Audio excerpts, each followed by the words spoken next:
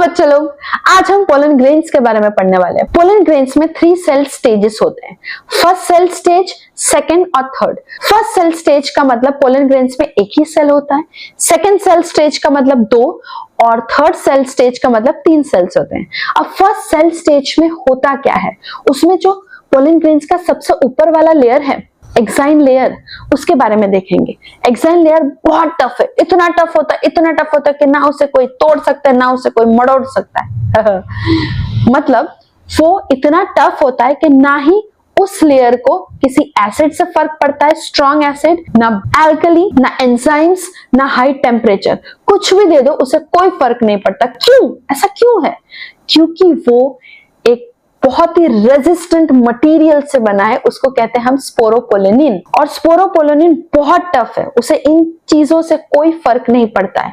और पता है, इस स्पोरोपोलेनिन की वजह से पोलन ग्रेन्स हजारों मिलियंस ऑफ ईयर्स तक इंटैक्ट रह सकते हैं, उसे कुछ नहीं होता है बिकॉज ऑफ दिस स्पोरोपोलेनिन। अब ये जो एक्साइन लेयर है ना, सिर्फ उसी के अंदर स्पोरोपोलेनिन होता है।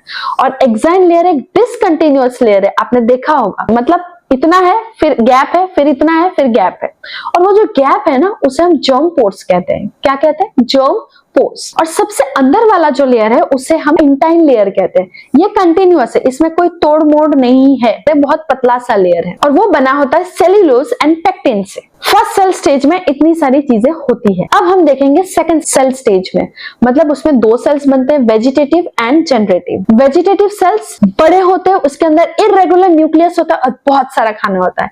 और जनरेटिव सेल्स छोटे होते हैं, वो वेजिटेटिव सेल्स के साइटोप्लाज्म में फ्लोट करते रहते हैं, स्पिंडल शेप का होता है और उसके अंदर एक न्यूक्लियस होता है। और 60% एंजियोस्पर्म्स इसी स्टेज पे पोलन ग्रेन्स को रिलीज करते हैं। और थर्ड सेल स्टेज में क्या होता है, ये जनरेटिव सेल्स 2 मेल गैमेट्स को बनाते हैं। तो टोटल कितने हो गए?